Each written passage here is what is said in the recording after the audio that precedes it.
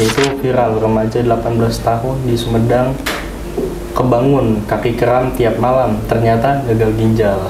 Yang dijelaskan juga sama mbaknya itu yang pertama itu gaya hidup, konsumsi manis berlebihan, kemudian juga kurang minum air putih, jarang juga olahraga.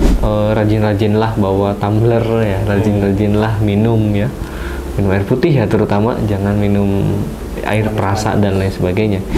Herbal juga bisa mengonsumsi habatus sauda ataupun madu, juga lebih baik untuk menjaga metabolisme tubuh. Ingin juga menjaga imunitas tubuhnya bisa untuk berbekam.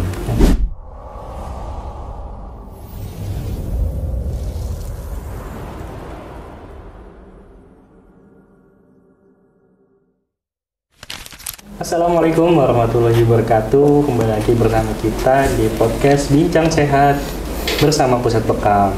Oke, seperti biasa di video kali ini dan juga video sebelum-sebelumnya kita akan bahas mengenai berita-berita terkini khususnya mengenai kesehatan. Seperti biasa saya sama Pak Rifki, nanti kita akan diskusi berita apa nih kira-kira hari ini yang sedang viral dan juga emang perlu kita ketahui bersama pencegahannya dan juga apa yang harus kita lakukan. Oke, hari ini kita akan bahas dua topik yang sangat penting. Yang pertama, viralnya seorang remaja 18 tahun di Sumedang nih karena gagal ginjal sudah stadium 5. Nah, dari itu beliau remaja itu dia harus menjalani cuci darah seumur hidup. Nah, yang kedua nanti kita akan bahas mengenai infeksi toksoplasma dan TBC yang ternyata bisa mengganggu juga nih buat penglihatan. Oke, kita akan bahas berita yang pertama, Pak Rifki. Nah, ini dia nih. Tadi lagi viral ya di TikTok, di berita, di Instagram, yaitu viral remaja 18 tahun di Sumedang kebangun kaki kram tiap malam, ternyata gagal ginjal. Nah, di situ. Kira-kira kenapa nih ada kasus seperti ini, Pak? Ya, baik ya, cukup mengejutkan juga ya, remaja 18 tahun langsung pengidap langsung di gagal ginjal stadium 5 ya, luar biasa ya. Ini video ini viral ya di TikTok, kebanyakan TikTok itu sudah viewersnya sudah jutaan ya. Nah itu likes-nya juga sudah 400.000. Nah ini menjadi alarm atau warning bagi kita bersama bahwasannya banyak sekali orang yang mengabaikan gejala-gejala kecil ya, seperti mungkin tadi kram, kemudian juga hal-hal lain yang mungkin bisa nanti merujuk kepada gagal ginjal gitu kan. Nah di situ. Nah padahal itu sebenarnya udah ada sinyal awal, udah kram, udah mual-mual dan sebagainya. Dan itu perlu kita ketahui bahwasanya kita harus langsung diperiksa atau mungkin menjaga pola makan yang sehat. Nah itu ya di situ. Berarti kaki kram itu bukan ya, mungkin awalnya mungkin ya remaja ini nggak tahu nih ternyata gagal ginjal. Taunya cuma pas tidur kaki kram gitu kan. Betul. Ini namanya Mutia kalau nggak salah ya.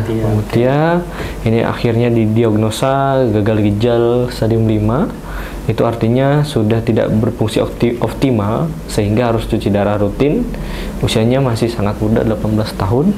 Tentu sangat memprihatinkan sekali ya ini. Nah, ini berarti buat alarm ya, intinya buat kita. Betul. Kita coba terus cek kesehatan, jangan abaikan ada keluhan sedikit, bukan lebay ya dikit-dikit ke dokter ataupun periksa ke klinik kesehatan, tapi untuk menjaga kesehatan juga.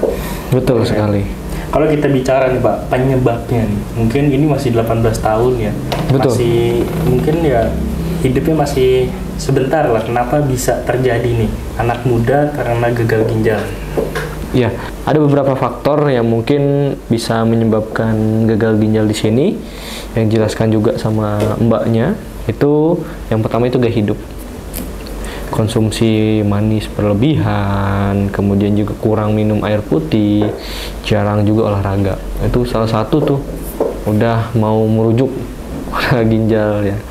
Kemudian juga riwayat genetik ya. Kalau riwayat genetik memang tidak bisa kita pungkiri ya, itu pemberian dari Tuhan kita ya. Nah, memang ini mbak ini mempunyai faktor keturunan hipertensi juga. Nah, di situ. Nah, yang ketiga itu deteksinya yang lambat ya, terlambat ya. Gejalanya udah lama, kemudian terabaikan, jadi ketahuan sudah stadium 5 gitu kan. Nah, situ kombinasi inilah yang membuat gagal ginjal bisa menyerang di usia muda ya, salah satunya gitu kan. Oke, berarti kalau mungkin aja kalau waktu itu saya sering cek ya, ini nggak mungkin ketahuan langsung di stadium 5, mungkin di stadium 1 itu masih bisa ada pengobatan dan betul gitu ya. Nah, apa aja nih gejalanya Pak? Kenapa gagal ginjal ini gejala-gejalanya nggak disadari nih sama orang-orang? Ya, perlu diwaspadai juga bahwasanya ada beberapa gejala ya yang mungkin bisa kita aware, bisa kita jadi alarm tubuh kita yang mungkin merujuk kepada gagal ginjal atau ginjal yang rusak tersebut. Yang pertama itu kita sering kram otot ya, terutama di kaki pada malam hari itu sering banget itu. Yang kedua itu mual, kemudian muntah dan nafsu makan menurun. Nah, itu salah satunya bisa jadi tuh. Yang ketiga nyeri pinggang yang menjalar ke bawah tubuh. Biasanya pinggang di sini kan, nah itu tapi ke bawah ya. Biasanya gara-gara kurang minum lah apa. Nah itu di situ. Keempat sering lelah ya. Kalau misalkan naik tangga Langsung capek, sesak napas. Nah kelihatan tuh bengkak di kaki. Nah, kakinya bengkak nggak tuh? Kalau misalkan udah bengkak harus waspada tuh, dicek dan lain sebagainya. Nah, kalau ini muncul, salah satunya jangan tunda ya, segera mungkin cek kesehatan, kemudian juga bisa ke fasilitas-fasilitas medis lainnya, seperti itu. Oke, nah itu tadi gejala-gejalanya ya. Jadi kalau para penonton di sini ada sedikit 1, 2 atau 3 mempunyai keluhan atau gejala-gejala tersebut, mungkin bisa langsung segera konsultasi ya kepada yang ahli dalam kesehatan.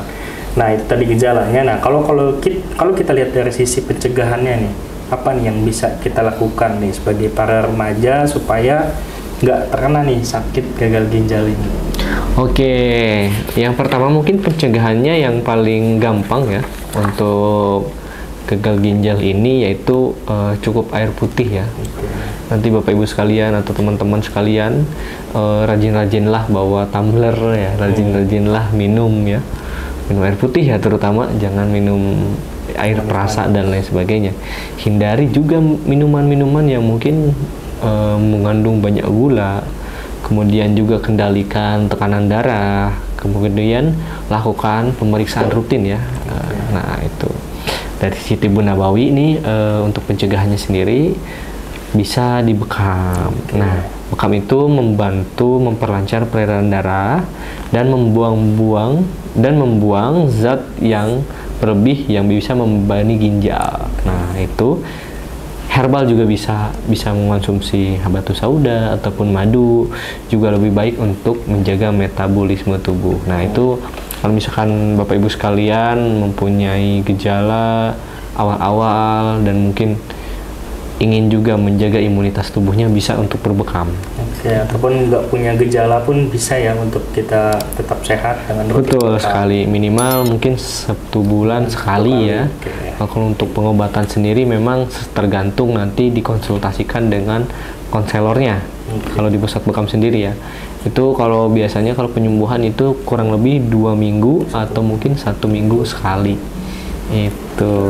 Oke, nah itu tadi berita yang pertama ya, Bu, sangat menarik banget ini karena ya ini bagi alarm juga ya. Ternyata kita masih muda tuh bukan jaminan kita masih muda masih sehat. Kita nggak perlu mikirin kesehatan, nanti aja pas udah tua baru kita cek kesehatan. Ini buat teman-teman, buat para penonton tetap jaga kesehatan.